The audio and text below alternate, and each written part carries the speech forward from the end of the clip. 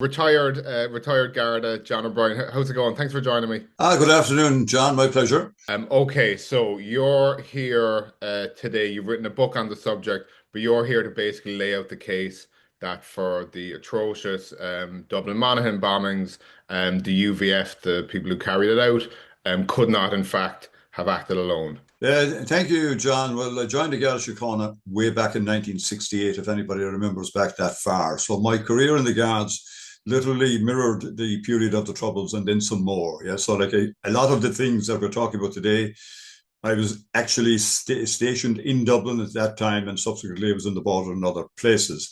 What I call my book, which is A Great Deception, the Dublin and Monaghan car bombings of 1974, but more correctly, it should be labelled as mass murder. 34 people were killed. You hit a very good point in your introduction, which is that the UVF did not have the capacity for Dublin. They had the capacity for Monaghan, and a little later in our chat, I'll be explaining the difference between A and B. But in relation to Dublin, and this is very, very important, and not because I say so, because the facts say so.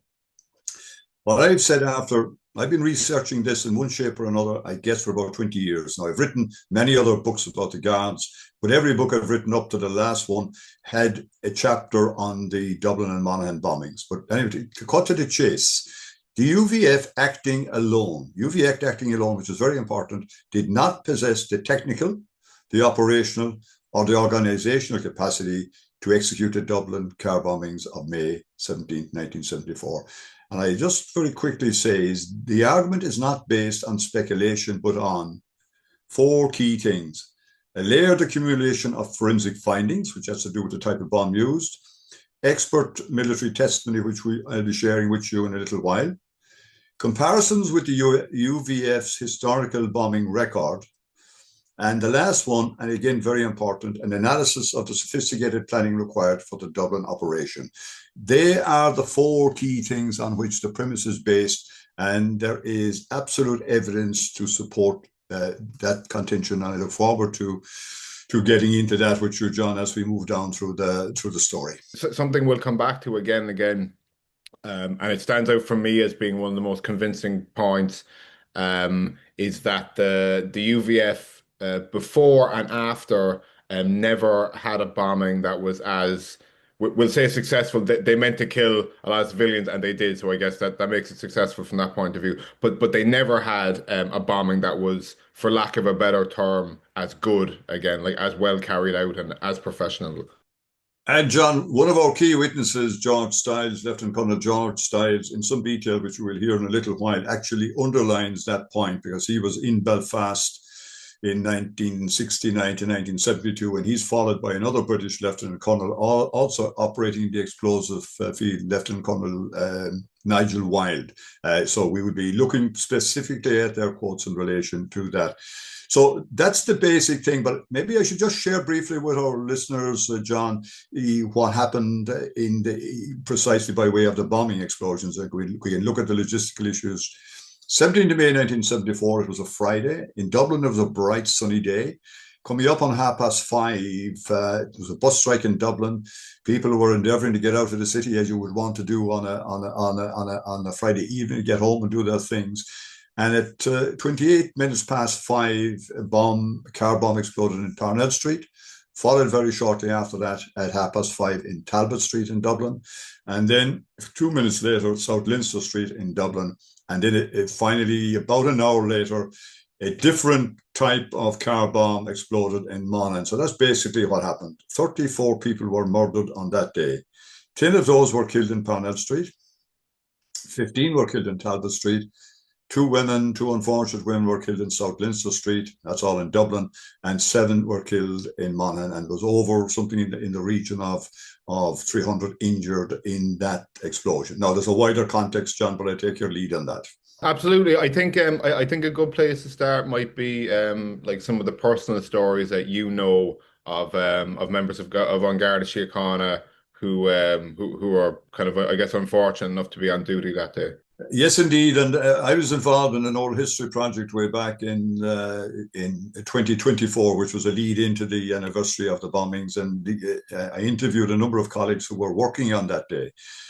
But the first thing I want to mention is the victims and one particular family, because the name is the same as my own, were wiped out in Parnell Street in Dublin. That's the O'Brien family. That's John, the father, who was 24 years of age, Anna, who was 22, Jacqueline was 17 months, and little baby Anne-Marie was 5 months. And there's a particular backstory to that, like it really is very, very, very hard to bear. Anne-Marie, who was only 5 months, was attending the Rotunda Hospital, which is quite close to where the Parnell Street bomb exploded. I think she had 5 visits. She was suffering from, as some young babies were, a displacement in her hips, and there was a procedure that they did there. And there was a very kind nurse there who was there, if you like, almost their personal physician. And because she was there so often, over a 4 or 5 week period, a bit of a bond had developed between the family, John O'Brien and his wife Anne, and obviously the little kids. And the nurse Anne, who dealt with them there, said Anne-Marie was never a bother. She always smiled. She was only 5 months old, but she was very easy to work with. The reality was that family were due to come back to the Rotunda Hospital on the following Friday, John, on the following Friday. And the nurse who was looking after them had a little interchange with them, and they wanted to know what she was doing for the weekend. And she confessed that she had bought a new guna, or in English, a new dress, and she had a very hot date that she was looking forward to. So that was the spirit in which they left, and they were to return on the following Friday. Now, the nurse made her own way home, and her story of going home through what was happening in Dublin in the next 20 minutes or so is its own story. But on the following Friday, she was in the hospital again, and she was waiting at the time around 4 o'clock for the O'Brien family to show up. And of course, the O'Brien family didn't show up. The 4 of them, John, it is horrible to say, were wiped out in Parnell Street. They were wiped out in Parnell Street literally minutes after they had left the Rotunda Hospital. Now, on Parnell Street was a good friend of mine, a guard at the time, Michael McKenna. Michael was doing what we call point duty, directing traffic. And he actually experienced the Parnell Street car bomb exploding in real time. He literally saw, heard, and felt the explosion. He saw some of the casualties fall on the street who were killed. So he experienced it firsthand, and it left a permanent mark with him, he said, for all of his service after that. He rushed down the street from where he was. He was at the junction of O'Connell Street at the Parnell Monument, and he ran down towards the scene of the explosion. And some people may not be familiar, but police who did the point duty, directed traffic, wore armlets, white armlets, to make it easier for the traffic to see them. He didn't have any first aid on him, and he whipped off the armlets to try to stem the flow of blood from some of the people who were lying on the street. This was an extremely, extremely horrendous situation for him.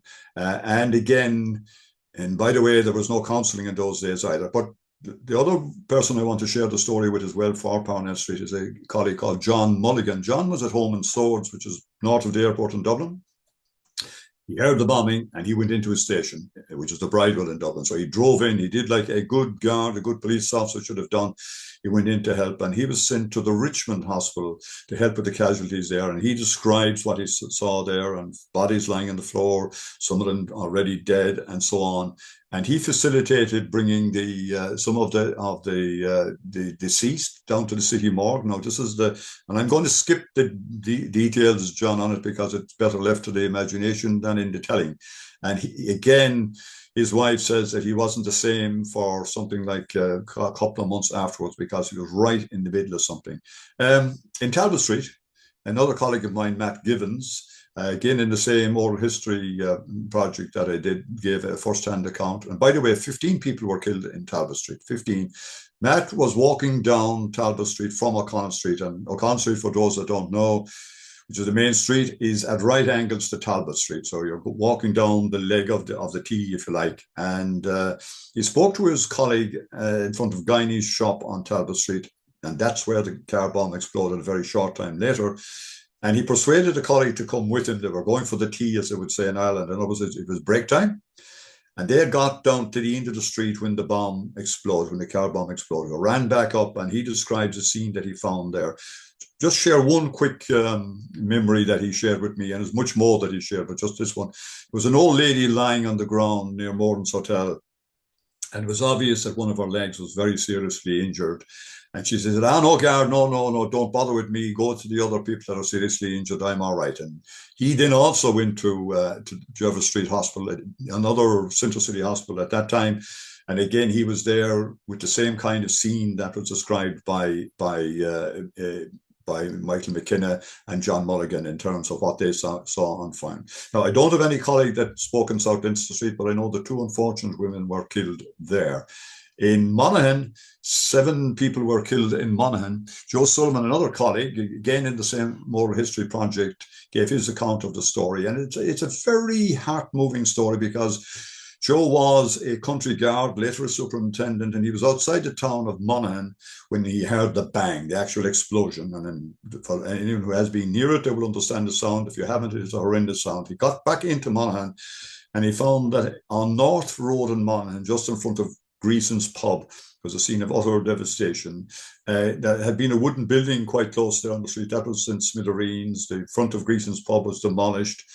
And of the car that was used in that particular episode, only the sump of the car was left. But forensically later on, the part of the timing clock that was used by the UVF was actually found. A cogwheel from that was found. But again, another story I want to share, John, is that one of the men who was killed in that was a countryman, lived outside the town. His name was George Williamson. And on a Friday, his habit was he travelled in on his bicycle into Monaghan. He got his provisions, as they call it, and then he put the provisions on the handlebar of his bicycle. Now, this may be old age to a lot of folks, but anyway, this is what happened in the country. And when he had that done, he parked a bike at an entry or a side street close to the pub, and he went off to have his pint. And in the aftermath in Monaghan, Joe Sullivan and other colleagues who were there were trying to put the pieces together. People were being taken to the Monaghan hospital. And then somebody noticed George's bike at the corner and they went to look for George. There was no George. There was no George because George at that stage was in the mortuary or the morgue of the local hospital. Again, a terribly sad story, totally inoffensive countryman getting the provision. So that's just I guess, John, just a little small idea of what happened. And it happened, of course, 34 people, not just the people that I mentioned. And it should put in people's minds and in context and ask the questions, what happened afterwards by way of following up on that dreadful mass murder? Was it taken seriously by the Irish government? Was it taken seriously by the British government? And I think in our discussion, we'll be answering some of those questions, John. Indeed. I was going to say it's worth mentioning as well for people who mightn't be as familiar with the bombing. This wasn't one of those where there was a set of targets who might have been like military or security force, and civilians happened to get caught. This was purely targeting civilians. The intention was to maximize civilian death. We'll go into in the Dublin, in the 3 Dublin ones, it may well have been the case that they might have been given the minute between them. They may have been trying to get people to go towards the next bomb. I'm not sure. You can kind of go into that. Yeah. Do you want to obviously with anything historical, you can't really examine a particular event without looking at the context around it. I think that might be helpful if you were to kind of lay that out for us. Yeah, sure. What I call the period from 1969 to 1979, I call it the killing years. And that seems a very callous thing to call it. But in terms of the Irish history up to that point, that was exactly what happened. The troubles in the north, and of course, it's important for those who may not realize the difference. We're talking about 2 separate political entities here, the Republic of Ireland and Northern Ireland, which is part of the United Kingdom. Obviously, the border in between. And the troubles were primarily, but certainly not exclusively situated, as we can see from what we're just discussing in the north.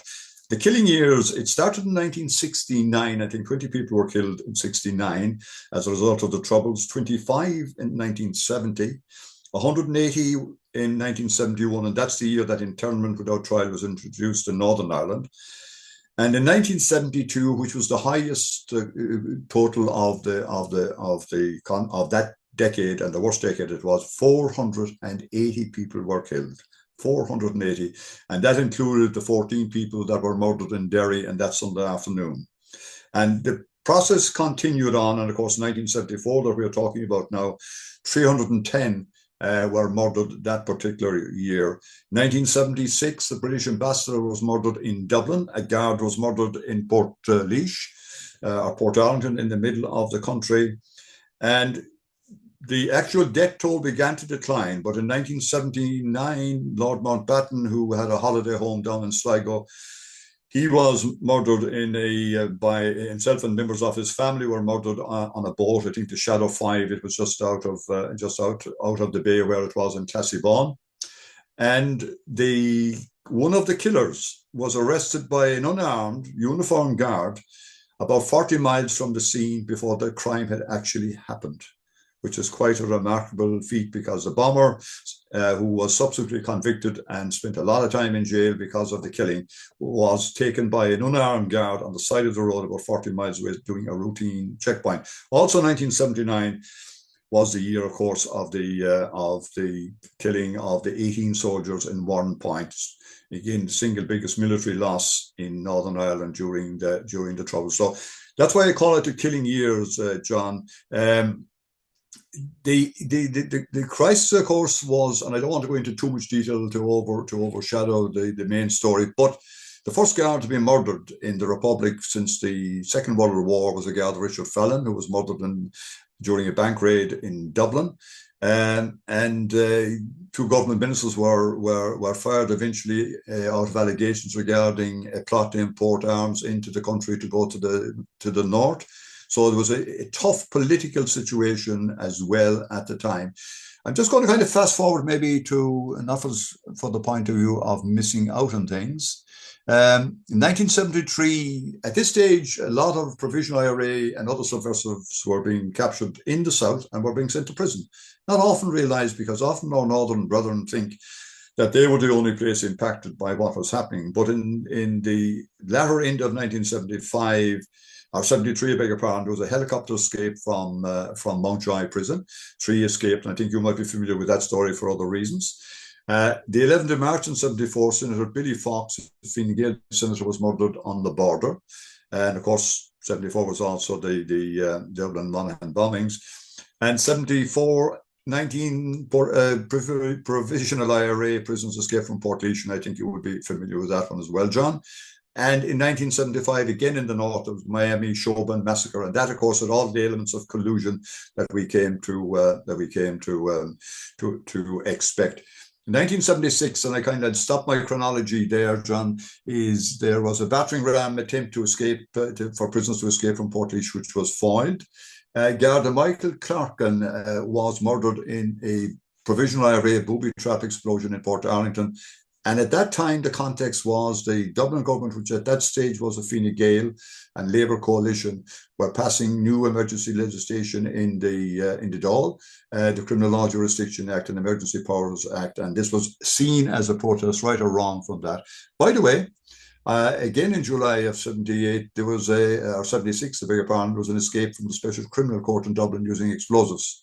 And in the north in 76, we had the Reevy and O'Dowd killings on the 4th of January and the Kingsland massacre on the 5th of January. One other date I want to mention, which is the 1st of February 1972, two car bombs exploded in Dublin.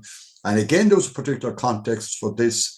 And I'd like our listeners to maybe to get this point. The Dáil, the Parliament was debating emergency legislation to be enacted against the subversives, and it looked like the legislation wouldn't pass. And 2 car bombs exploded in Dublin while the Parliament, the Dáil, was sitting, and the legislation was passed in a hurry. So there was a political consequence favourable to certain people that arose from those 2 car bombs. And again, for the 1974 17th of May, there was a political consequence for it, because why? There was a power-sharing executive in place in Belfast, which was there as a result of the Sunningdale Agreement. And after the Dublin bombings, Dublin Monaghan bombings, that power-sharing executive collapsed. By the way, the UVF, the Ulster Volunteer Force, who didn't claim responsibility for the killing until 19 years later, had been deproscribed in the north. In other words, they had been brought off the banned list in the north, I think just 1 week before the Dublin bombings of 1974. So this is a kind of a whistle-stop tour, John, through the killing 70s, but hopefully it will give our listeners an opportunity of seeing that a lot was happening in the north, but the consequences were directed in the south as well. By the way, politically in the south, the only thing that we wanted to do in the early 70s was to join the European Community, the EEC. That was a political objective, but this whole situation changed the whole cast of history in the north and certainly in the south as well. Just a piece of trivia actually for people. Zero members of the Irish security forces, as being Army or Garda, were ever killed by loyalist paramilitaries. All that were killed by Republicans of some kind. Yeah, it's just worth a mention. It's worth a mention, yes, and of course, indeed, I missed something else in passing. I was a young sergeant in Hackballs Cross, which is just across the border from Crossmaglen way back in '79. And myself and another colleague were shot at by two provisional IRA guys who had been involved in the car bomb in Crossmaglen. And we were unarmed and we chased after those. And people said to me afterwards, are you crazy?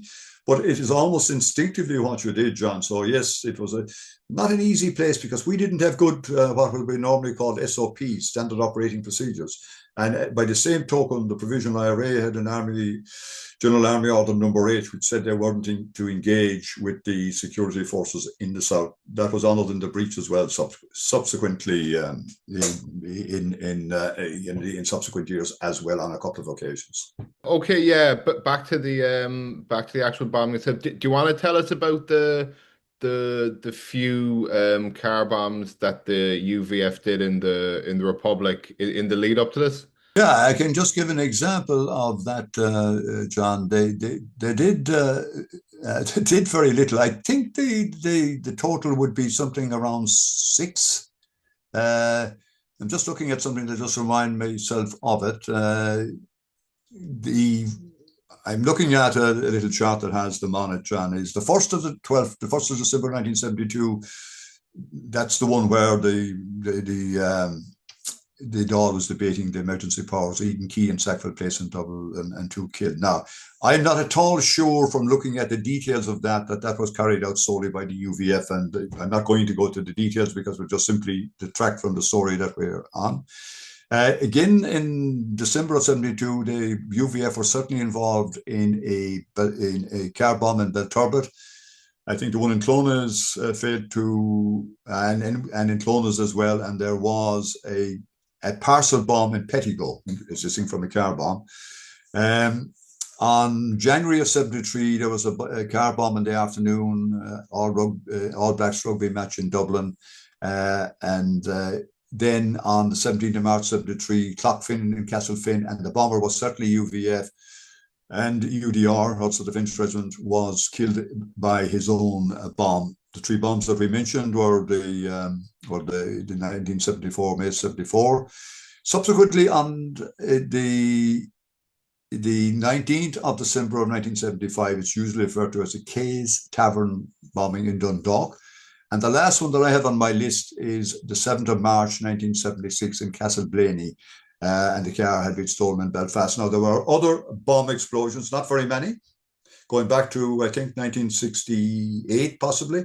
But the actual experience of car bombing in the south and in the north as well, but I'm concentrating on the south here, was as infrequent as that. It didn't make it any less significant in terms of casualties. So they had no record, and no subversive organization had ever succeeded in discharging 3 synchronized car bombs within 4 minutes. It never happened, and most certainly the UVF didn't have the capacity to do that. Okay, cool. Yeah, up to you. Where would you like to take us next in terms of case here, Lingo? Do you want to go into the logistics of the 3 in Dublin? I think I should probably just do a little bit on the logistics, John, is because and I would have looked at, I've started looking at this quite a long time ago and I've read everything and I downloaded stuff and so on. But I would approach it from a criminal investigation technique point of view, John, where a lot of this is almost like a lawyer's discussion or a politician's discussion, and you get into the blame game very easily. So the three things any serious detective or investigator would do is A, look for the motive for the particular crime, yeah. B, look at the opportunity. You know, were you proximate to the target, all of that. And the second, or the last one, the third one is the bomb signature in this case. You know, what did it look like? Now, I'm saying that for 1974, affirmatively, the motive, apart from to kill people, and I have to be very clear on that, it's a mass murder, was to effect a political change of direction in the north. There had been a huge problem in the north with a lot of the unionist community objecting and the Ulster Workers' Council strike to the power sharing executive. So there was a huge desire. Plus the fact that Harold Wilson, the British Labour Prime Minister, was not popular with the security forces. Yeah? They saw him as being possibly soft on the Republican side in the argument in the north. So there was a very mixed political agenda. And when that power sharing executive collapsed, it achieved, and it's a very cynical thing to say, but it's very accurate, it actually achieved a political objective that was removed from the loyalist or unionist agenda in the north. Opportunity is very interesting because 3 cars used in Dublin were stolen in Belfast or acquired. And I use the word acquired advisedly because there is some suggestion that at least one or more of the cars were volunteered for the Dublin operation, as distinct from being simply taken on the street by somebody stealing them. Yeah, so that's certainly a real possibility. The other thing that's quite interesting is that they were all driven to Dublin wearing their original number plates. Now, that would be either extreme foolishness in normal circumstances, because the first thing would happen that you would change the number plate or the registration number, so to avoid early detection by any law enforcement. Or alternatively, the operation had been planned so well that that factor was no longer an issue. In other words, cover had been provided by either slow in reporting the theft of the cars or otherwise to do that. And the opportunity to go through the north, because of the major disturbance in the north, there was loyalist roadblocks all over the place. Those roadblocks had to be negotiated. Now, the cars were driven to Dublin. That is unmistakable. Whether they picked up the bombs en route or not, and I will get back to that in a second, I think it is more likely that the bombs, as in Dublin, were parcel bombs that were actually in a suitcase of a type. And we'll get onto the significance in that in a minute. And also the distance involved and the amount of people involved. Now we're talking about the logistics here. To do this operation, at the very start of this, somebody called together a group of people and said, we are going to do this. So that is the first planning meeting. And when you do that from a military point of view, you have to go through the planning steps. Yeah? You'll have to be able to say, where are we going to do it? What's the situation we're going to face when we get there? And what do we hope to accomplish by it? And what do we need? What means do we need to do it with? So there's a whole big process. Ultimately, on the day of the attack, a decision has to be made to go. We're going on this particular day. And an individual has to say, yes, this is what we're going to do. But a lot of advanced preparation has been done at that point, including reconnaissance in Dublin, looking at the areas, looking at escape routes, and plotting the way back. So that's a big, big exercise. And to accomplish it on the day, you would need at least 20 operatives, 3 cars, either 1 or 2 in each car, a scout car to escort them down. And if the explosives weren't traveling in the car, and I think it's most likely for Dublin, and we're talking about Dublin here, that the explosives were pre-positioned or brought down by a separate transport on the day. And then they were loaded at 1 or more locations in Dublin into the actual bomb cars. So you can see all of that's a very complicated one. And when we reflect back on that very poor skill, and we'll be talking to George Stiles shortly in terms of what the skill of the UVF was, this was something that was way beyond their logistical capability. John, can I just mention the bomb signature? And it's people, I can say people scratching their heads and saying, what does he mean by the bomb signature? The bomb signature is where forensic bomb investigators will look at a bomb and its characteristics, and it is almost like a DNA or a fingerprint of who has been involved. So in this particular case, there are 5 elements that we're looking at. It's the explosives themselves, John, and I'll return to those in a minute. There's the detonators that are used. there is something called a timing and power unit. Basically, think of it in terms of a timer that's going to set off the explosion. And because Dublin was done to such a degree of efficiency, there was something else called a safety and arming switch. In other words, it's a fail-safe switch. And the last thing is the container. Now, I do want to mention the explosives at this stage, John, if I may. In 1973, both the Provos and the Loyalists had access to what we call ANFO. And I'm going to call it ANFO1, and just as an acronym that I'm going to use, it's ammonium nitrate and fuel oil. In other words, it's a mix of ammonium nitrate, which is normally found in commercial fertilizer, with fuel oil, and it's a process of mixing that's done, and that produces a kind of a paste. And that's called ANFO1. Now, that particular strength of the ammonium nitrate was withdrawn in the south and in the north in 1973. The result of that was that the Loyalists no longer had the capacity to do the same thing with the bombs as before. They would have to use alternate explosives like commercial if they had their hands on them or so on, which they apparently didn't have. But the Provisional IRA, and we'll return to this, had perfected a system which I'm calling ANFO2. That's ammonium nitrate fuel oil 2. And the technical expression is, and this is Nigel Wilde's description, is recrystallized explosives. Recrystallized explosive. In other words, they had managed to beat the safety that had been built into removing the high content of the ammonium nitrate. And they had produced a different kind of explosive. It was still a paste, but now you didn't have to do something with the ANFO1. You had to put it into a container, like a beer keg or a milk churn, and it would only explode when it was in the container. Am I making myself clear, John? Yeah, yes, absolutely, yeah. Go on.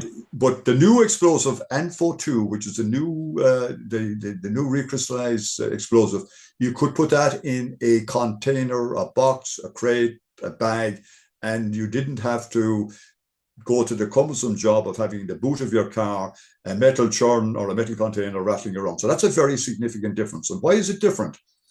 Because you could literally do the parcel on that. You could literally pick it up, hand it to, in other words, the people with access to the explosives, and I don't want to mention it here, I want to mention it a little later on, would hand it over to somebody to execute it. And when they got to the car, you put your box or your bag or your satchel in the back of the car, and when you got to the point of adjacent to your target, the only thing you had to do was to set the safety and arming switch. And what that did was, it meant that when you went in to set the explosive in the trunk of your car, a simple wire made its way into the car itself, and you then deactivated the safety switch. Let's call it that for want of a better word. It's number 4 in the list I mentioned. And that meant you got the hell out of the car as fast, but it gave you that double indemnity that you were no longer in danger of being exploded in your own bomb. And that accounts for the remarkable explosive detonation, 2 minutes in Dublin. Yeah, it's a very precise thing. It is not, nobody had ever done it before, John, and nobody did it since. And I mean, neither of the subversives had ever managed that synchronicity either before or since. Very, very important point that this was such a unique attack in terms of like how well oiled of a machine it was. You mentioned there. Okay, so. The different type of we'll get to that. The different type of explosive is one thing that would suggest one type of like collusion. Given that they were given a type of explosive that they weren't used to. In terms of like the synchronization and the like professionalism of it, was that something that you think the UVF was capable at the time? And if not, like who would have helped them then? John, can I return to that when I produce the military experts? Because I think it's very important to make a great point, but I want to return to it when I'm talking to George Stiles and his friends. Yeah, I just want to address one particular point, and that is in 1974, Harold Wilson, Prime Minister, met Taoiseach Liam Cosgrave in London in, I think it was the 11th of September 1974, and they were obviously having a debrief on the overall security situation, but also on the Dublin and Monaghan bombings. And Harold Wilson told Liam Cosgrave, we have in turn the culprits. We have interned the culprits. In other words, we've put them behind bars using an internment order. We don't have enough evidence to arraign them before the courts. And this is the remarkable thing. And this is why there is a sovereign responsibility that we kind of return to at the end is, what did Dublin, and rather than say Ireland, I'm going to say Dublin, what did Dublin do with that information? Well, the short answer is, and this is recorded in the words of Judge Brien, who did a report commencing in 2000 and reporting in 2003. And they did absolutely nothing with it. Even the Minister for Justice, who was not present at that meeting, says he didn't know about it. They had a government security committee which had been specially set up to deal with the northern situation and the security issue in the country. There is no minuted account of it ever being mentioned. Now, just think about that for a second, John. The idea that you tell me that you know who committed this event, and I basically take my folder, I close it, I record it, and for 19 years, nothing happens until the Hidden Hand program comes along. But just in the context of what I've just said to you, John, Judge Brien was, and these are 3 direct quotes from Judge Brien, who held an inquiry on the government's behalf. It started in 2000, and there's other comments about that. Now, this is what he said about what I just said to you, John, which is that we had been told by the Brits, we know who did it, and we have interned them.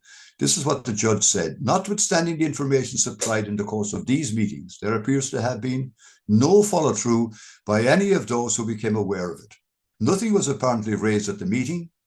Names were not sought, nor the evidence would justify the internment, nor the allegations that they had been responsible for the Dublin bombing, unquote.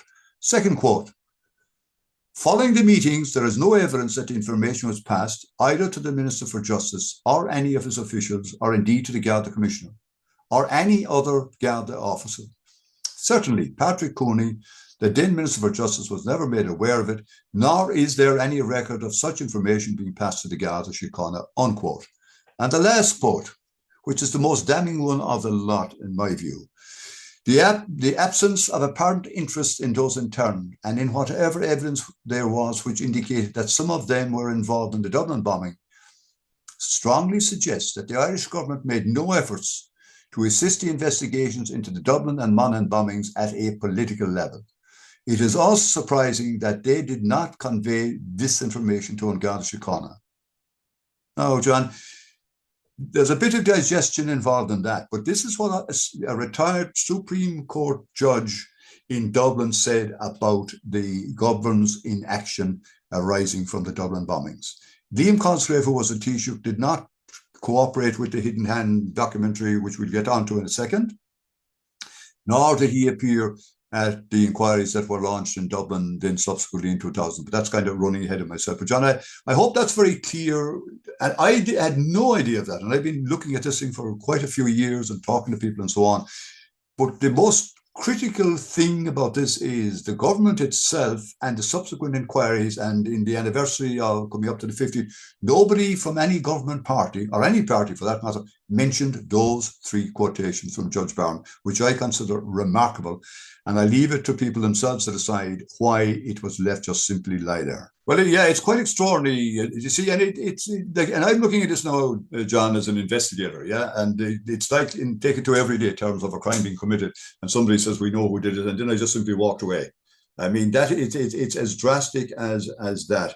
But maybe I should just kind of move forward to the next break. And there was very little comment in the Dáil, on the anniversaries. Very little, practically, I think only 2 or 3. And that was in the years immediately after it. But something happened is that there was a journalist called Joe Tiernan. And there was a retired Irish colonel called John Morgan.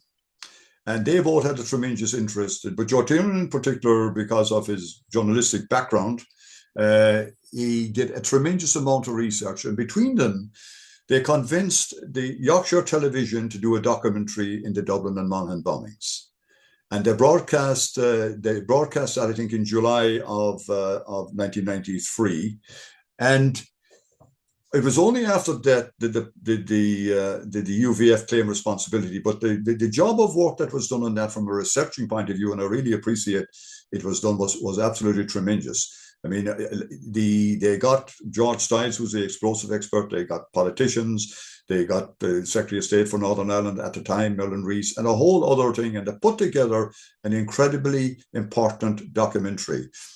And the other remarkable thing, John, and I served in the Garda Síochána at the time, is the Garda Síochána then, at that time, fully cooperated with the making of the program. Now, I know how conservative my organization was in 1993, and the last thing the police would do would be volunteer information on anything. You know, it's like the Omerta. You just simply, it's private business. You don't do it. They cooperated and they opened the files that they had to the hidden hand. Now, that documentary film is available. In other material that I've done on my website, jaobrien.ie, you can actually hear excerpts from it, and I have the transcript of it and so on. So now, what happened following that was, again, quite minimalistic, is that the UVF claimed responsibility. And I think in 1995, an organization, or a loose organization, that became known as the JFF, Justice for the Forgotten, basically a group that was lobbying on behalf of the relatives who had been largely forgotten or totally forgotten. And one of the key things that they wanted, John, and this is very important, is they wanted to have a full public sworn inquiry. And that was largely based, if not exclusively based, on the Hidden Hand program, and Joe Tiernan, John Morgan, and others who contributed at the time. And as we move from 95, we're moving up to 98. Remember, 98 is the Good Friday Agreement, so there's lots of talks going on between the British and the Irish. Tony Blair and Bertie Ahern, so there's a lot happening in the public space. But the Dublin absolutely refused to have a sworn public inquiry. They absolutely refused to have a sworn public inquiry. And they missed an incredible opportunity, because part of the 98 agreement was there was unfinished business, particularly in the North, in relation to legacy crimes. John, I think you'll be aware of that. So the Western Park Agreement, I think, was in 2003. And that's the object of the Western Park Agreement, was to agree a number of cases, aggravated cases that, from a legacy perspective, that needed to be further examined by way of sworn inquiries. And a number of cases were nominated in each jurisdiction, Pat Finucane case, the mother of Pat Finucane in the North, was one of the ones in the North. And the other one that was profound, and both governments agreed on this, John. So Dublin and London are hands together in this. They both agreed to cases that would go forward. Dublin agreed that they would ask Judge Corey, he was a Canadian judge who came in to decide on the detail, but basically the governments were leading it anyway, decided that there should be probably a weak enough recommendation on the killings of Harry Brien and Bob Buchanan, the two RUC officers who were killed north of the border after a meeting in Dundalk Garda Station, and the government in 2005 set that in train. But the one thing that they should have done was the most egregious crime committed in the history of the Troubles was the one that we're just talking about. And Dublin totally sidestepped that agreement. And it was the classic example, and we'll see it a little bit later on, how that was a fundamental mistake. So they had the opportunity of doing it, because this was the time when the washing was being taken care of, yeah? But what they did do is they decided on something quite different, which was really very ineffective. They appointed a High Court judge, retired High Court judge, Judge Hamilton, who became into bad health, and he was replaced with Judge Barron. Now, that was not a sworn inquiry. It was basically one judge looking at it. He had no powers, or the subsequent judge had no powers of compelling. He had no support in terms of logistical support. He was not able to hold any hearings in relation to oral hearings, and he had no expert forensic person or persons on it. So he was depending on the intuitive qualities of legal training and so on. Now, he did do what I mentioned to you earlier on in terms of looking at the government's record, and he did a very important service in doing that. Subsequently, the government appointed a Dáil subcommittee to look at what Judge Barron had said. So now you have an inquiry with no powers. Then we appointed a Dáil committee to look at the same thing, which I'm calling the Garda. That's the TD, the Member of Parliament, who chaired it, and that was in 2003. And that in turn appointed a subcommittee to look further at it. But with every edition, they were moving further away from the truth. They were moving further away from the truth, and they also had very restricted terms of reference. At one occasion, the chair of one of the inquiries said that we're not here to discuss the issue of collusion and stop the question being asked. And the last thing that Dublin is that they appointed Patrick McEntee, who was a senior counsel and a Queen's counsel, to look at a very tight range of issues, which basically would revolve primarily around Garda inefficiency in the investigation. So every time that they moved down the line, they moved it further away from the fundamental point. You were told that the Brits told you they know who did it, but every time Dublin evaded that particular question, and they ignored the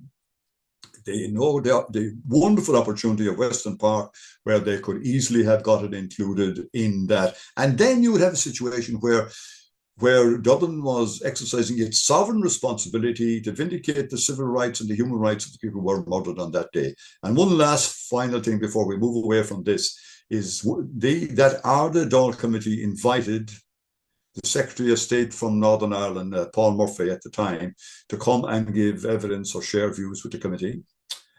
And the British are very good at giving the polite reply, wonderfully worded reply, and I have a copy of it. He thanked them for their interest, wished them well with their inquiries, but didn't remark that he was not in office at the time, which is clearly self-evident because we're now talking about 2003, I guess, and that his predecessors, Peter Mandelson, was in no position to help, and the other Secretary of State, who was also one of that group, who was... he was a Scottish guy, John Reid.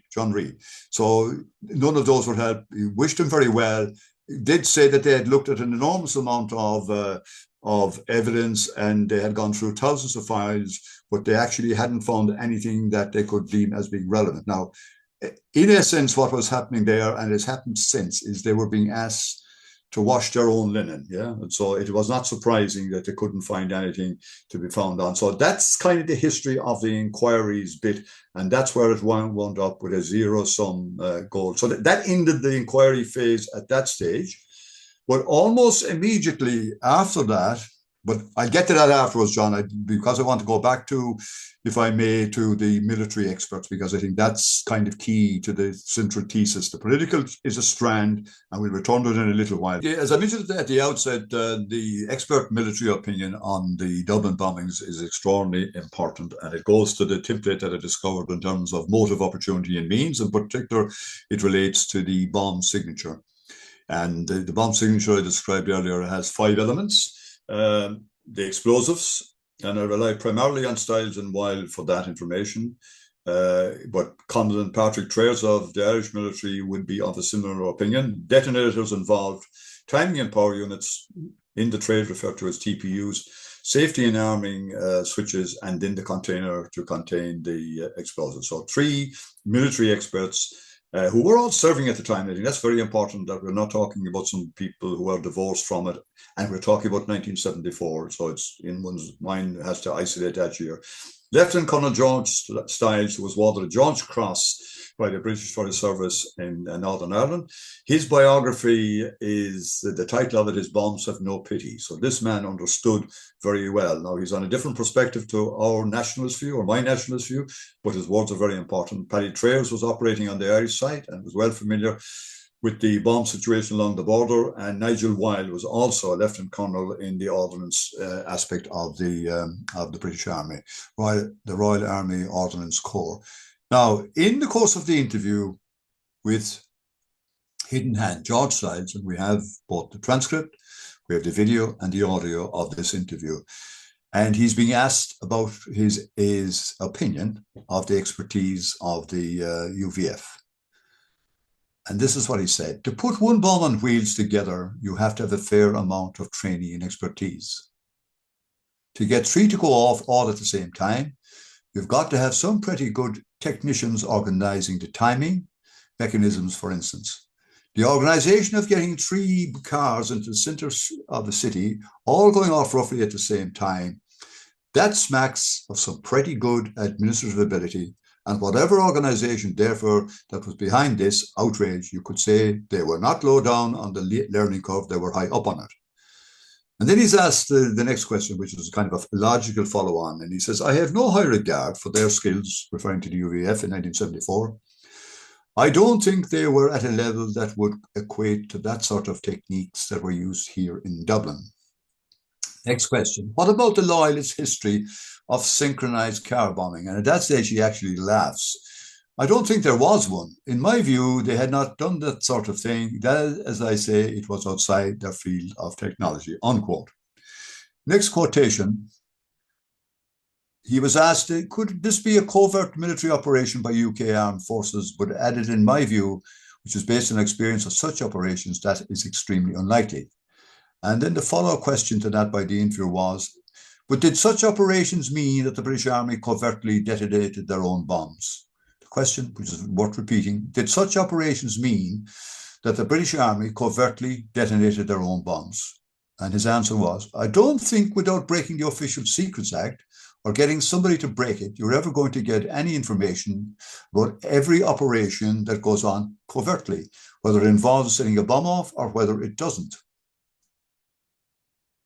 And then he goes on to qualify, because the question was, does this mean the British were setting off their own bombs? And he further amplifies his answer. No, I think I would say if somebody said to me, we want you to set off a bang tonight. If we want you to set off a bang tonight so that we can go and have a look at whatever.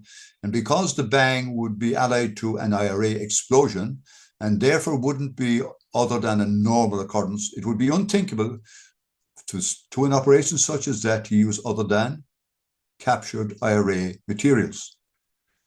Last question. So the British military were carrying out explosives.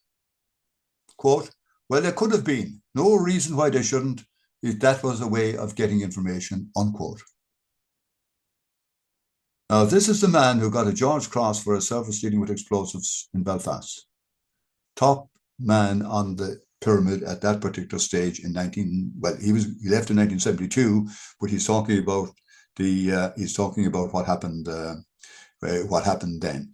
And the next man who has the equally important role in this, and probably more equal because he came on the scene subsequent to George Stiles. He was asked questions, and he supplied two very good reports to the Justice for the Forgotten, and I'm grateful that they provided me with those reports. But this is what he says about Dublin now. He has much longer reports, much more detailed and highly important information on the intelligence front. But this is what he says about the bombs.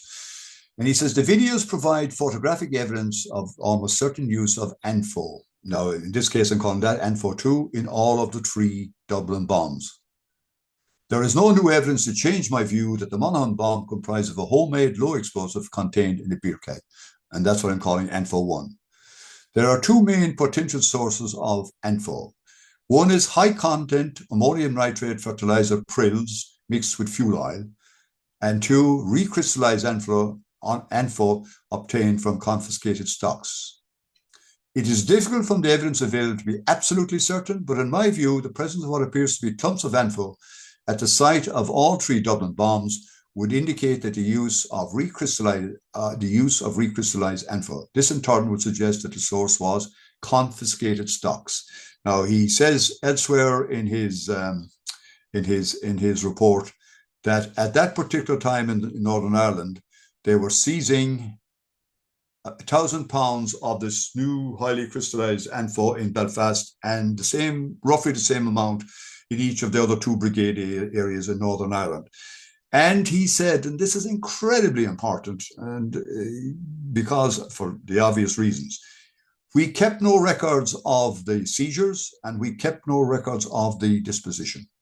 Now, when you do a conjunction between what George Stiles has said a minute ago, I could see no problem in letting off a bang for the right reasons as he would describe it, and I could see no problem using anything other than confiscated explosives. You can see that, to put it mildly, there was a singular question mark over what became of the seized explosives, and it would have taken very little of that to go astray, either deliberately or otherwise, to cause the Dublin explosion. So that is quite amazing. That's quite an amazing statement from him. Now, he's a much wider report, and I deal with that in a little while. Now, and I finish this little section by saying what we said at the start. The UVF acting alone did not possess the technical, the operational, or organizational capacity to execute the Dublin car bombings. And that's based on, not on speculation, but on a layered accumulation of forensic findings, like the ones I've been describing to you, expert military testimony, the ones I've given you, comparison with the meager UVF's historical bombing record, and analysis of the sophisticated planning required for the Dublin operation, the size of the team involved, the wreckage involved, the transport involved, all of that redundancy measures that would have to go into the escape from that. So there is much, much more information available, obviously, but that is the key. And that information was never successfully interrogated at a forensic or an investigatory level by any of the inquiries launched by Dublin, because they were not set up to do it. And it's no criticism of Judge Barn or of the Garda committee or of Patrick McEntee, but they were simply given terms of reference and powers that didn't allow any of this to happen, even though it was obvious that there was a major issue. So that's kind of the expert military evidence, John. Just to reiterate, yeah, that's one very, very strong string in the bow of this case was that the explosives they used weren't used previous by them and weren't used again, and that same kind of fingerprint, if you will, that was created wasn't found again in later UVF bomb attacks. The bit I just wanted to move on to, John, if it's okay with yourself, is what happened post the inquiries that happened from 2000 to 2007. Dublin had a belated change of heart, and it started to ask the British for information. Now, considering they had the Western Park Agreement, which would have allowed them to put the domestic single biggest terrorist attack in the Troubles right into the post-Western Park Agreement, part of the Good Friday setup. And of course, I mentioned to you earlier that Paul Murphy, the Secretary of State, and his previous colleagues declined in 2004 to attend in Dublin. Now, 10th July 2008, Dáil unanimously called on the British government. They did the same again in 2016, 2011 and 2016. Did the same in 2012. 2017, the Minister for Foreign Affairs made the same plea. And the 14th of May, 2024, they made the same plea to the Brits. Will you please tell us everything that you know about the Dublin and Monaghan bombings and any other of the issues of relevance? And of course, what the British do with great class is they ignored everything. They just simply... They simply smiled and said, no, dear boy, we can't possibly tell you all that. We have done everything we've done, and that's it. So the Dublin end of this was missing one vital cog, which we will return to later. But that's been the history after, like the horse is well bolted from the bolted from the stable at this stage in terms of getting the information. So that's that political action. But I just want to comment, John, if I may, if you're okay, time-wise. I want to comment on what has been the British strategy in terms of what has been happening. In other words, how did they, as an organisation, deal with the publicity relating to Dublin and the queries from people along the way and for the families and court cases? How did they deal with it? And is that okay with you, John? Oh, absolutely, yeah. Take it away. Now, the British have a long-term political and security strategy. In the political level, they will always appear to be amenably helpful, politely, absolutely, never admitting anything, and then they will progressively change the rules to make it harder to get at the information. By that I mean, in 2005, they changed the rules for sworn inquiries in England to make it more restrictive, and that's after the Western Park Agreement. Then we had the most recent things when they went through the legacy legislation, again to restrict the amount of disclosure that would be available, and I'll get to the UK Supreme Court in a minute. But they have always had a doctrine, not a law, called INSI IND. What is he talking about? Neither confirm nor deny. In other words, it happened, and I've been mentioning Scapitici and Kenova in a few minutes. That has been a security doctrine. But very lately, this year, the UK Supreme Court has made a decision in what is called the Thompson case. It arose from a coroner's inquiry in the north, where the coroner wanted to give the families of the deceased, the murdered deceased, a gist of the information available. And a gist is just like a summary without certain information missing from it. And the UK Supreme Court said that if the Secretary of State, it was the Secretary of State's authority, it could be released. Secretary of State made the application to the Supreme Court. So now the situation is that case taken by Secretary of State for Northern Ireland was successful in the Supreme Court. So now it means that anyone, any of the agents, anyone where the British claim that there has been a security or political imperative may not be forced to release. And there is a huge consequence from that. So that's why I say progressively they had managed to narrow the gate. Yeah. And just moving on from that, John, there's been a legal trajectory, and by 2025, Northern Ireland had shifted decisively from investigation-led accountability towards state-managed containment. That's what we're just referring for. You know, they would tell you what they wanted to tell you, and they wouldn't tell you anything else. And the Supreme Court case in Thompson confirmed that. But the Brits have always been good at controlling the narrative. Yeah, they're extremely good. And they use what I call gaslighting, and others would, you know, they make an assertion on the basis that it's supported by facts. And they do it with all of the solemnity of a public statement. Now, they define the rules, and they're quite happy at this stage to identify individuals as being responsible for collusion or crimes, but they're absolutely adamant that there is no corporate responsibility. John Boucher, who's the current Chief Constable of the PSNI, has been a key part of that decision. And unfortunately, Dublin has been either wittingly or unwittingly complicit in relation to that, because Dublin and Monaghan should not have been farmed out to the neighbours for investigation or review. It's absolutely an incredible fact. There is no other country. The British wouldn't do it for Omagh, or they wouldn't do it. They wouldn't do it for Enniskillen, and they'd be right. You know, this is our responsibility. Yeah. The 14th of January, the Northern Ireland Affairs Committee discussed the Operation Kenova report and some passing mention of Denton. And again, it was, what would you say, John, an anodyne discussion. You know, there is very little, how would I put it, nationalist opinion there by way of members of Parliament, because we know one party in Northern Ireland don't attend Westminster. It's available online and people can look at it and so on. But I want to hit something more important for me is I'd always been intrigued with the role of John Boucher, who is a very distinguished and competent British police officer with a very strong track record behind him. But he became involved in 2016 in investigating the alleged links between Freddie Scappaticci and the British military agent known as Steak Knife. And he appeared down here in Dublin and other places at meetings, and he's a very calm, quiet, mellifluous individual. And I made it my business to contact him during one of the commemorations anniversaries for the Dublin bombings, and we arranged to meet.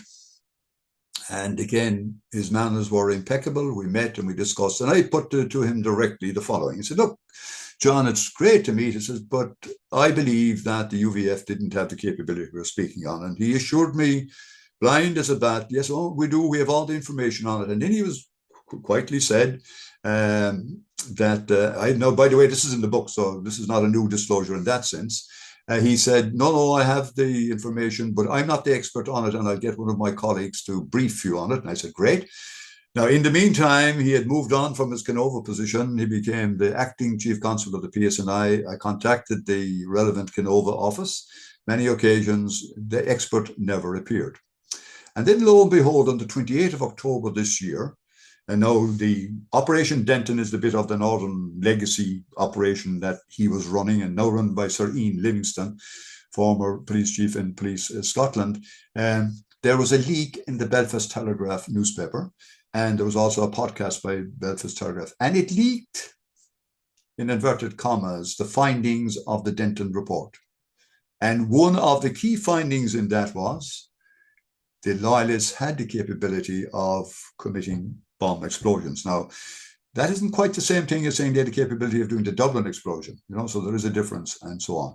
And then laterally on the 9th of December, the final Kenova reported, and it's well in the news here and in the North and in the UK, is when reported on the findings, which are basically laughable in relation to Steak Knife and Freddie Scappaticci, where he's mentioned throughout the report, but the Brits won't allow the report to say that Scapitici and Steak were one and the same person. But John Boucher, who was present at that launch, then again gave the alleged findings from Denton without the report. In other words, he repeated the assertion that the UVF had the capacity to do it, produced absolutely no evidence, and also said that the report itself, in other words, where the substantive information was, will be published at some time in the future.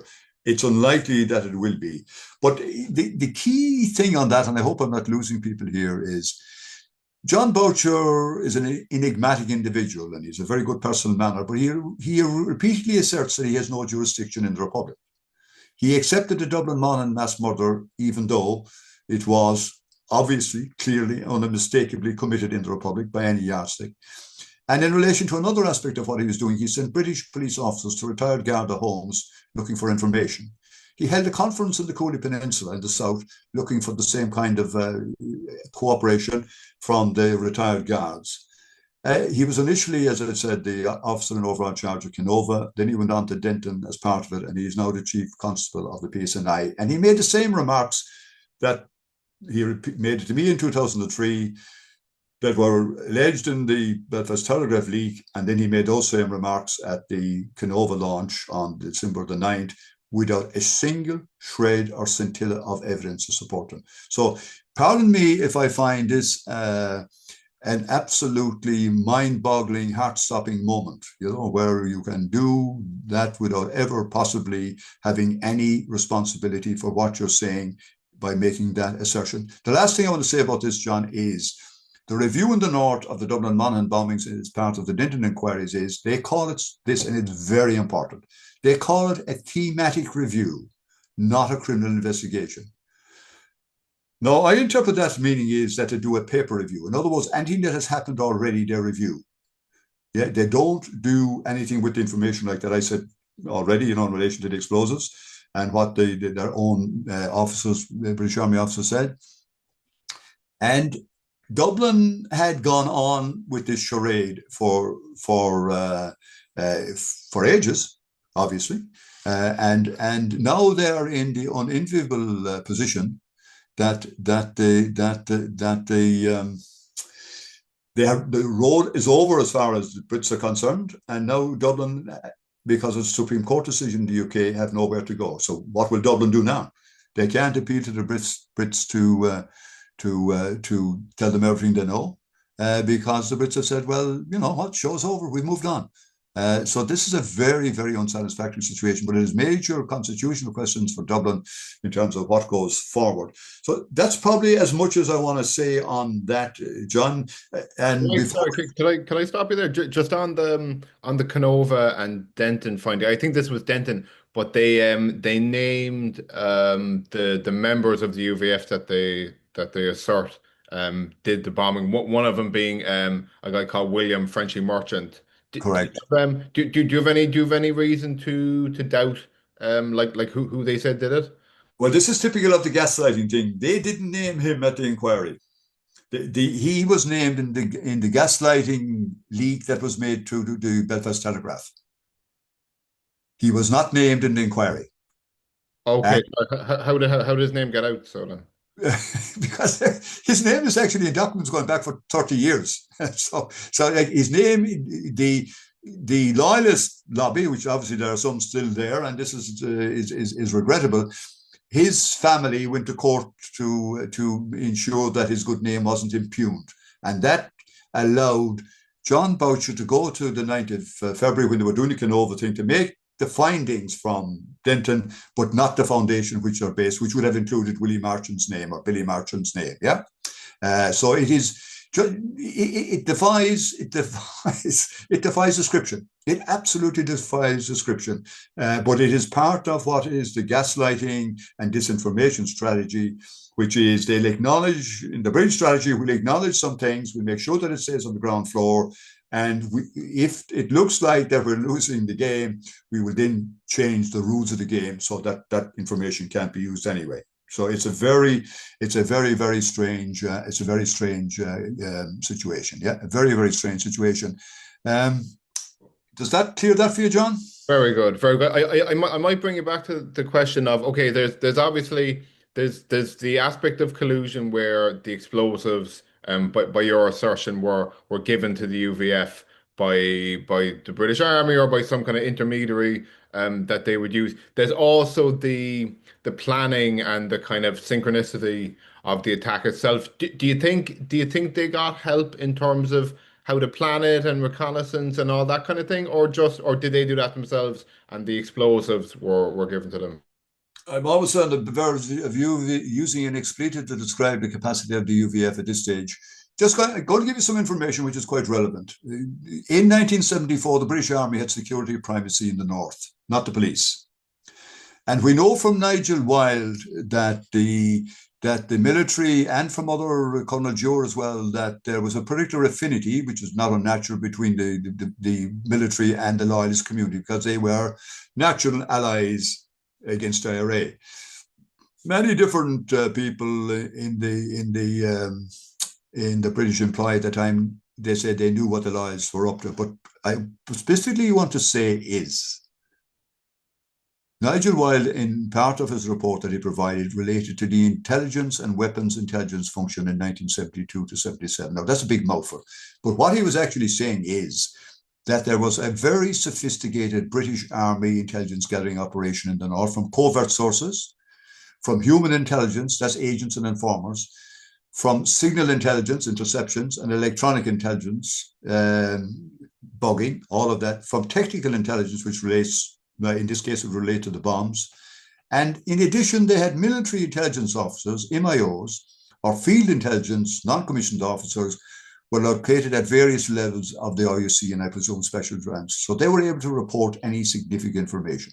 They were also able to pass that back to the RUC, the Royal Ulster Conservative. Now, let no one tell me, John, that after this big explosion in Dublin and Monaghan, that particular structure wasn't activated or aware of what was happening. We know that in Portadown, Fred Howride and Colin Wallace were saying is that the local UVF were in bed with them, yeah, and they were in effect were running them, and that they were part of the thing. So the British had a highly sophisticated system of intelligence gathering, and they ran agents, and there's a whole other series of stuff that we probably don't have time to go into today, but they had that kind of technical ability, so they knew what was happening. So when we talk about collusion, actually the best authority on collusion, apart from John O'Brien, I wouldn't tend to be the glass expert, would be Anne Cadwallader, who has written a book called Lethal Allies.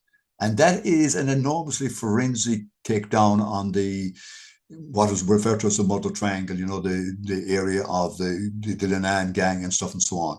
And it's very dispassionate because it deals with both loyalist and Republican violence and killings. It deals with Reevy and it deals with the O'Dowds, but it also deals with Kingsmill. But in terms of referencing and so on, and the very important thing that they did, which is there's often big debates on collusion, and I intend to talk about it in a minute if I may, but the forensic information has often been ignored, and that's why I went down the bomb, the bomb technology bit in this, is to take it to some degree away from the debates that are turned out to debates, to go to the more certainty of the forensic information. For instance, in relation to a lot of the killings, there is a forensic trail. Like if we take the Kingsmill massacre, those weapons were used in many subsequent cases after that by IRA. Yeah, and the same would be true of many other cases. So there's a footprint of it that comes forensically. So that's the bit that underscores the allegations of collusion. And most certainly there was collusion on a rampant scale. And it is a terrible thing to say, because I know personally many members of the RUC and worked across them and with them, and they're fine, decent people. I have read the personal accounts of individual family officers that were an absolutely horrendous time. But unfortunately, there was that system in place. And the key thing that's always missed in relation to informers and collusion is the agents, and let's look at the example of the agents, John, that they were using as part of their system. You had a guy known as a jackal, Robin Jackson. He was the key UVF guy killer in Mid-Ulster. Freddie Scapitici, otherwise Steak Knife. Peter Keeley, Kevin Fulton, who we haven't discussed in this particular episode. We could easily spend a time talking about him. But each of those three guys, but let's, for the purpose of this exercise, look at the Jackal, Robin Jackson, and Steak Knife, Freddie Scapitici, were all part of a formal British structure. Steak Knife in particular, yeah? So that meant there's a tiered series of command above that individual. So these guys aren't like guys who suddenly says, I'm going to be helpful for the army. These guys who are part and parcel of the setup, paid for. I mean, Scapitici was spirited off to the UK, houses bought for him, and his will is sealed in the British records at the moment. And I'm told that the only wills that are sealed normally in the UK are those of royalty.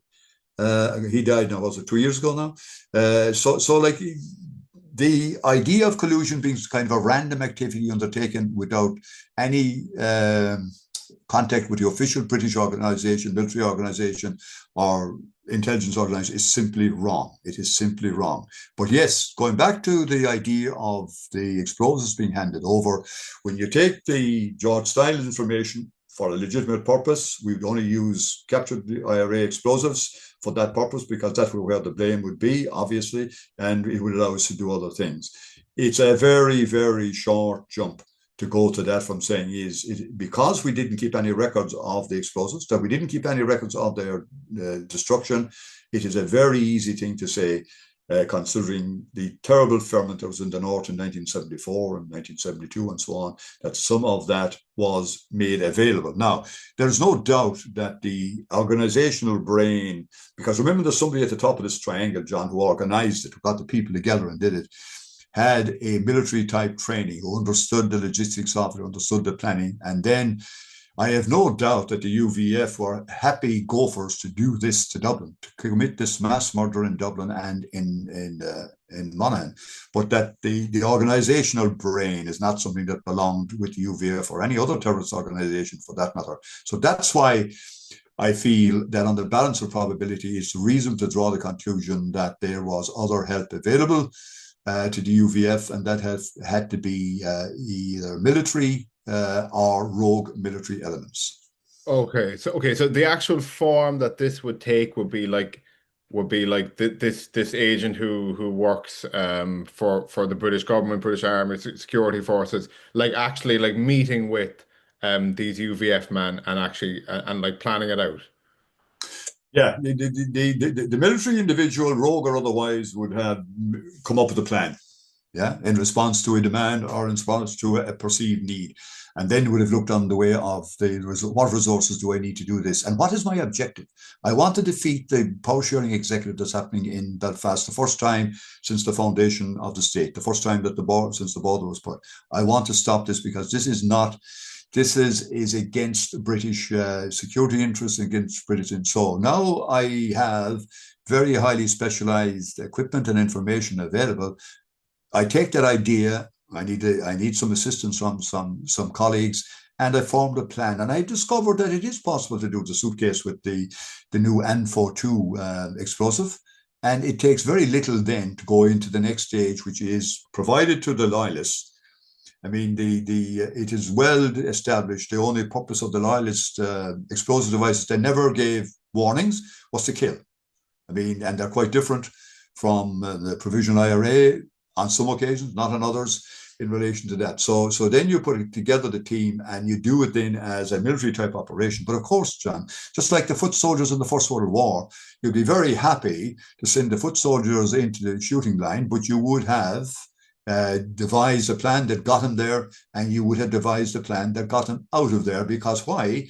If for any reason there was a problem and they were caught, they could blow the whole caboose. Yeah. So that military part of the component would be at that level, but certainly they would be more than happy to let the willing hands of the UVF, either from Belfast or Portadown or any combination of the two, to do it. Okay, very good. Okay, this is kind of like a hypothetical question that I think will get aspects of the attack explained by you. If someone came along to you and said, "Look, whatever about the explosive, like I don't think that simply planting three cars with bombs in them in Dublin and getting them to go off like kind of around about the same time, I don't think that's a difficult thing to do. I don't think it would require that kind of expertise. Just a case of leaving three cars somewhere. And what would you argue against that point, would say? Well, I would say if that is your position, then show me the same information that I've showed you. Explain to me why you think it's possible. And by the way, when you're doing that, explain where it has happened before and where it's happened since. And where does this synchronicity come from? Who has devised this synchronicity? And how did it happen? Just run me through it. That was the offer that I made to John Boucher. I said, John, look, if I'm wrong, and it would be a good thing to be wrong, because if I'm not, if I'm right, that this is the more reasonable proposition, then it means that this killing was state organized or by agents either acting on behalf of or acting from within that framework that committed this horrendous mass murder. So it would be much better, not better for the poor unfortunate victims, it would be much better that it was capable of being done. So really it's the reasons that we mentioned at the start, John, that makes it irrelevant, that particular proposition irrelevant, which is the logic. That is, there's a layered accumulation of forensic findings, there's expert military testimony, there's a comparison with the UVS historical bombing record, and there's an analysis of the sophisticated planning required for the Dublin operation. So after all of these questions, if my hypothetical interviewer says, John, listen, come on, I mean, look at you're having a bit of a rave here, I'd say, fine. Answer each of those questions in a way that solves the equation. Just like if we were doing it in geometry long ago, John, you go work your formula, go through each of those five components, and then explain to me. And of course, provide a bigger example. Like if you became so good so suddenly, like the killing in Northern Ireland lasted all the way up to 1998, and then some subsequently as an OMA. Why on earth, if you had suddenly become this good that you didn't exercise it again? Can you imagine the effect if you put it outside Jerry Adams' house? If you put it outside the Sinn Féin office on the Forbes Road, or the Sinn Féin office on 44 Parnell Square in Dublin, yeah? I mean, you would have absolutely brought these guys to their knees because their own population wouldn't have supported them. So I'd say something along those lines, John, apart from maybe something more direct as well. Okay, yeah. So yeah, some point worth considering is that yeah, bombs are obviously indiscriminate weapons, so they will quite happily blow up the person who drove it down quite as easily as they'll blow anyone else up. The point of this being that you need to get your fellas away from the bomb. Obviously, give yourself enough time so that you're in a safe distance, but you also probably don't want to be leaving the thing too early on the street either. There's kind of like an ideal window there to be struck. On that note, when do you think like the bombs had their timers set and all? They were probably, I mean, because it is kind of risky. Like you're kind of relying on there not being some kind of delay that delays you getting the car into the place you want. Yeah, the key issue on that one, John, is this device that I mentioned to you already, which is the timing, the safety and arming unit. And that's like, think of it, my hand I'm holding up now is one timer, yeah? And the second hand, if I can manage it, is the second one. Now, the first one I held up won't activate until I deactivate. So I have one up. Come on over here. I have one up. I have two up. Now, the first one I put up will not activate until I remove the first one. So it's like how we say, it's a double lock. Yeah, it's a double lock. So I can do all my preparations in safety. Yeah, because this is well-known technology. It's a high-quality stuff. I'm at no risk. And the only time I'm at a risk is that if the safety and arming unit was to malfunction, but there are other ways of checking the circuit, because essentially think of it as a circuit, just like we have a wire running around our house. All these elements are in that circuit, yeah? And so it's like a double lock. And the last thing that's removed is when I park the car, is I unlock the first of the double locks, which in turn activates the timer for the second. So that's the critical timing difference between A and B, yeah? And it gives me time to leave the car. So it's a question of discretion as to what I would do.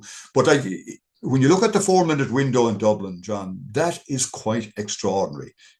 Like, there have been hundreds and hundreds of car bombs in the north, car bombs in the UK, car bombs on the continent, but particularly being a UK and Ireland phenomenon, at least in those days. Nobody has ever managed to do the 1, 2, 3. It hasn't happened. So there is a reason for that. Unless you have a military type setup where you can do the double lock. There's a. By the way, one of the contributors to this thing was a former bomb squad guy in New York, who was a former Korean veteran, and he was being asked by one of the interviewers in relation to this, what was it? Give an information, and he said, "What is your take on it?" And his take on it was that you needed a military type timing unit to give you the additional safety so that you didn't fall into the trap. But it was the key thing on this, John, is like you and I are now asking this question, or I am asking these questions many years removed. The time for those questions to be asked and answered was in Dublin in the year 2000, when we should have set up a sworn inquiry for the Dublin Monaghan bombings. Instead, we set up on very specious grounds an inquiry into the other killing of Harry Brien and Bob Buchanan. Not that their killing didn't deserve investigation. So that's when the questions were asked, but there was no capacity within Judge Barron or within the Garda committee, and certainly not Paddy McEntee, to ask those questions. They simply didn't have it. Was there any other aspects of this you wanted to go over? Have we covered everything, do you think? Just two quick things, John, I think, and there's obviously something more, but I think the plain thing is, I mentioned the UK Supreme Court being out closing the door, yeah? Because under the neither confirm nor deny. But there's consequences for Dublin, this. Continued Irish political support for the UK's controlled legacy mechanism is no longer neutral. Up to now, we have been saying things from Dublin like, we look forward to the report from Kenova and from Operation Denton. But now we can say after the UK Supreme Court that trust shouldn't be there anyway, but that trust is no longer a neutral position. Those mechanisms are objectively incapable of delivering full truth, and the continued reliance on them places the Irish state in dependency on a foreign sovereign that has asserted secrecy as a lawful end state. That's post the Thompson decision in the Supreme Court. In other words, they had lopped off the exercise, and we committed ourselves in Dublin to allowing them to wash our linen, which should never have happened. No country would do it. So there is now an obligation, I think. Now, this is more a lawyer's question than mine, John, but I think it's worthy of consideration. The protection of life is something within this state's jurisdiction. The effective investigation of mass murder certainly belongs here. And there's accountability when the state fails to discharge those obligations. Now, the representation of his citizens' interests in dealing with foreign governments is something that has to be addressed. And there is, of course, now compliance with international human rights, Article 2 of the European Convention on Human Rights, and so on. So the Dublin state's obligations rests on. You cannot just simply say, "Hey guys, it's over," and I have yet to see a policy statement from Dublin which says something very simple like, "We have decided that, and this is the reasons why we haven't investigated it here according to the same terms of reference that we would apply to anything else from a sworn inquiry point of view." By the way, there's one exception to the rule. The UVF exploded a car bomb in Belturbet in December of 1972. The Irish state did support an investigation into that and gave it a lot of publicity. And there's nothing wrong with that. But when someone tell me, and I've asked the question of people who should know, why Belturbet? Why not Dublin and Monaghan? And there is no good answer. Now, somewhere in all of this, John, there's a dark and murky secret lurking in the political background of 1974. That's the nearest. I've asked this question of many people. How come there was so little reaction from Dublin? How come that they weren't absolutely jumping up and down? And there is a dirty secret lurking somewhere at the back of that. And I wish somebody, before I pass on from this mortal coil, but not for my, but for the victims, would simply say, well, this is why we didn't do it, because it's unmistakable they didn't do what they should have done. This is a secret in the Irish government. You're not talking about the Northern Irish one. No, I suspect that it is something to do with intergovernmental contact between Dublin and London. Where Harold Wilson is saying is, I'm trying to keep the lid on stuff here. And the other part of that logic is, and there's a certain amount of sense to it, is that the biggest enemy to both our states is not the loyalists, but the provisional IRA. So we need to devote our attention to the provisional IRA. Now, if that is the case, that might explain why there was silence along the way, but basically silence all the way, and why the terms of reference were so meager in terms of Dublin, because the easiest thing in the world is to write a set of terms of reference that are wide in scoping, so it allows antecedent a process where you can compel witnesses, have expert evidence from people who know what they're talking about from a technical point of view. So yeah, it's an extraordinary omission. Now, John, I don't expect anyone the phone call is going to ring after you go on the air with this and say, John, we've discovered what this is. But I have posited that with senior diplomats who were involved at the time. And if a nod is as good as a wink, I think I have a fair idea that there was something in that interaction between Dublin and London. And then as years went on, it became more difficult. And when the Hidden Hand program came about in 1993, now this is the uncomfortable truth. And the convenient scapegoat that was used after that was the Garda investigation was wound down too soon, and therefore the baddies couldn't be caught. Now, in my book, I deal with that very directly. And because I was a guard, I have been always careful that they're not going to accuse me he'd say that because he was. I think it's very simple. All of the culprits were in the north. The cars were stolen in the north. In order to make them amenable to the court, A, they have to be interviewed. B, you have to have an extradition process. And when you extradite somebody from another country to Dublin, you already have to have all your evidence in place. You can only bring them before the court to charge, and that's not generally understood. It's not a question, you get me in Belfast, you bring me down, you ask me all the questions. If you're happy with my answer, no, you have to have your full case. Now, that requires the compliance of the governments, of the legal authorities, and frankly, doing that in the context of 1974 and all of the things that happened, and we covered this in our thing, would have been a very tall ask. Yeah? It would have been a very tall ask. So the idea of using the guards as a scapegoat was a convenient way, but I have heard no senior politician, and I'm not going to name them, although I feel like doing it, in the 2000s saying, you know what, there was a major mistake. We should have followed up on the information that Harold Wilson gave Liam Cosgrave. Didn't happen. Yeah, your book, like you just mentioned, I should have mentioned at the beginning. You've written an excellent and well laid out book about this called The Great Deception. You can probably find it on your website. We'll put the link in the podcast notes and the YouTube description as well. So, unless there's anything else you'd like to leave the audience with, I think that's an excellent laying out of the case. Just to reiterate that the UVF could not in fact have acted alone in the Dublin Monaghan mass murders. Yeah. Yeah, John, I've done the best to lay it out as objectively as I can, and the questions that I've laid out really deserve answering. And we really have to get over our naivety on intelligence matters in Dublin and understand the nature of the business. We can be friends with everyone, but we shouldn't be fools to our neighbours either. So again, thank you for the opportunity, John. Really appreciate it. And sure, let's see what happens. Absolutely. Thank you very much. I'd love to speak again and do an interview maybe on your just your general career as a guard during this time. Yeah, John would be very happy to do that. And somewhat like it's not as as deadly serious of what we're doing now, because many of it is really the strange and unusual human nature that you meet and so on. And you get an opportunity to do a lot of good. Not that often, but occasionally. Yeah. So yeah, we're very happy to do that when and if the opportunity presents. John.